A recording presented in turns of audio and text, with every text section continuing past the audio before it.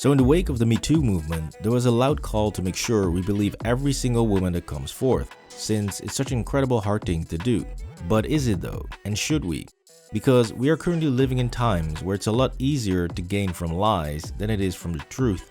And when you combine fame with the possibility of making huge sums of money, then there's really no end to what people are willing to do. This one, I called child services on my ex because he pissed me off, fabricated everything and like said certain things, and they like went to the door and like there was a whole process. Which is why I wanted to make this video, to show you guys how you can protect yourself and show some real world examples of how big name celebrities and even average nobodies can have their entire life destroyed simply because a woman said that something happened when in reality it did not. First case, Neymar, also known as Neymar da Silva Santos Jr., who is a legendary Brazilian footballer worth hundreds of millions of dollars and still holds the world record for biggest transfer in football history of £200 million when he was bought by PSG from Barcelona. So clearly there's a lot of money there, and when you look at his Instagram following of over 218 million, then yes, you could also say he's quite famous. So what happened? Well, the short answer is Neymar was scrolling through social media and spotted an Instagram baddie. He flew her out to Paris to have some bedroom fun. But what he didn't know at the time was that this girl had already stabbed her ex-husband in the chest, so he was inviting a serious disaster into his life. And boy, did he find out, because not only did she accuse him of R-wording her after having consensual bedroom fun, she also went one step further and tried to secretly set him up by provoking a fake assault, which actually ended up backfiring since it clearly proved that she was lying. I can't show you the footage, but you can clearly see that she tries to start a fight by hitting him and Neymar trying to get away and calm her down. Now before we go any further, it's important to take a second here to think about how destructive the mere allegations of something like this is, because before any evidence, judgment, or police investigation has even taken place, you will lose sponsors since they do not want to be involved in anything controversial, and you will lose out on new opportunities to collaborate with other athletes, artists, or investors, as well as the impact it has on your career, since many coaches have refused to select players that were involved in controversies like these, just so the team can focus on winning matches. And so when you have all of this to lose, it's very tempting and understandable to just want to pay a couple $100,000 to make the whole thing go away, since fighting it will actually cost you a lot more. Now what's not going to cost you hundreds of thousands of dollars are the excellent products of Teach Hanley. With Teach Hanley, you get access to a great skincare line that is uncomplicated to use, and if you click the link down below, you can now get 30% off on your first box plus a free gift. So what's in the box, you say? Well, to start you off right, Teach Hanley offers you an AM moisturizer that comes with SPF protection to keep your face nicely hydrated as well as protected from the sun. In addition to this, you also get my two favorite products from Teach, which are the face wash and the eye cream.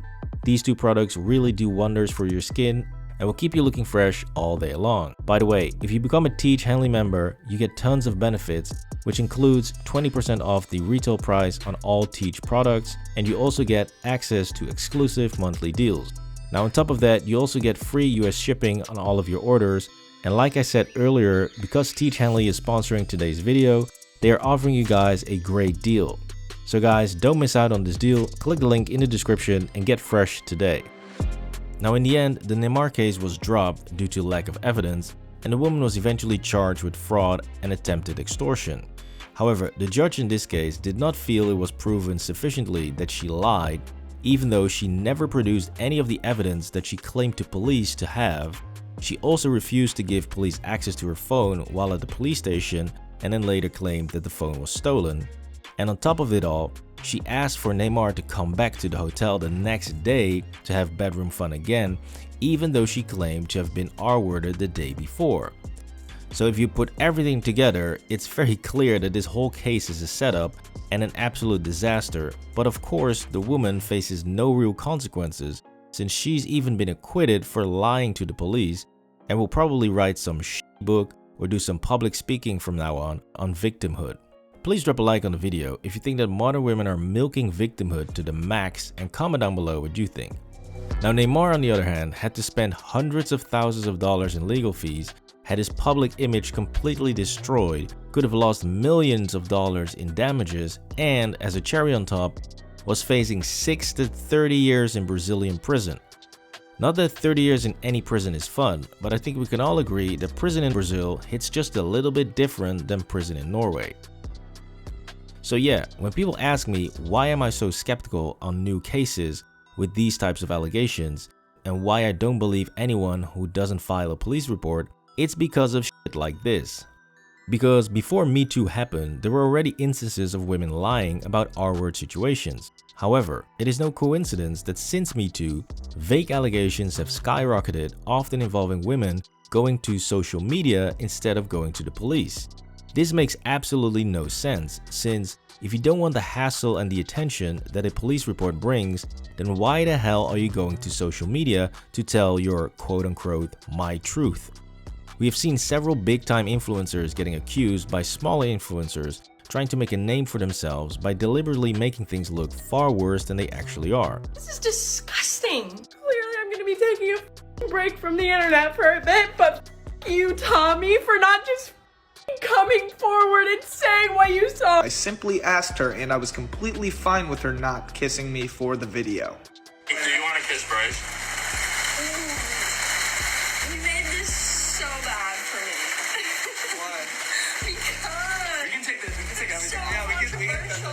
I will cut this game. Originally the girl in the hot tub was supposed to be Tana, but she wasn't available, so I asked Faith because it would be comfortable considering we've been hooking up for the past week.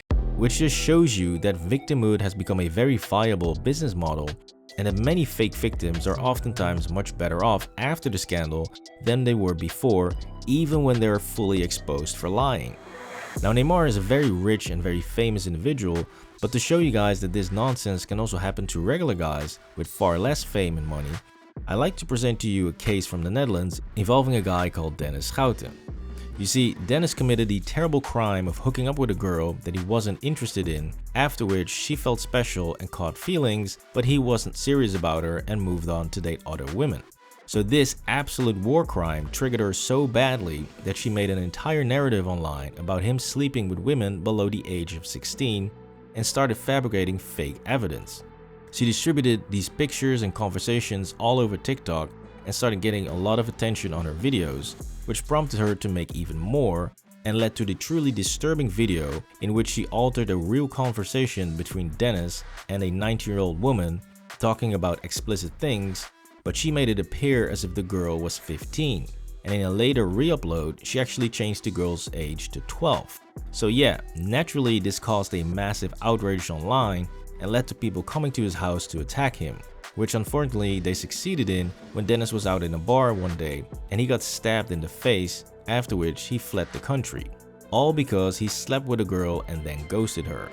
Now, even though this case does have some consequences for the woman in question, since she was found guilty in a civil case for slander and defamation and now has to pay around $11,000 in compensation, that is still nothing compared to the hell that Dennis went through and the absolute destruction of his character. But one positive thing that's coming from this case is the fact that the DA is at least looking into filing criminal charges, since she clearly endangered him with these very deliberate and false allegations. However, it's unclear if those will stick, and we'll have to see what comes of that, since this is the Netherlands after all, and so even if she is found guilty, it's still very likely that she'll face only minimal consequences. So what these two cases clearly prove is that as soon as you get accused of any type of S-crime as a man, you are It doesn't matter if you are guilty, it doesn't matter if you were even at that location or even in the country. All that matters is that women are right and men are evil. So what can we learn from these types of situations, since obviously this is not going to change anytime soon, and with women facing almost no consequences for making up these lies, there's really no incentive for them to stop. Well, the first thing is to stop being horny for Instagram baddies. Both Dennis and Neymar just saw a hot girl online, message her, and f***ed up their entire life.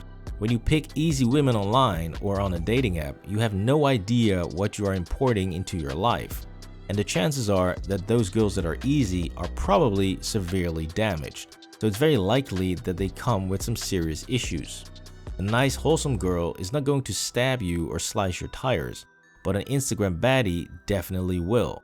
So vetting women before you invite them over is so essential in today's dating world, and shows why meeting women through wholesome social events or friends is far more important than any app.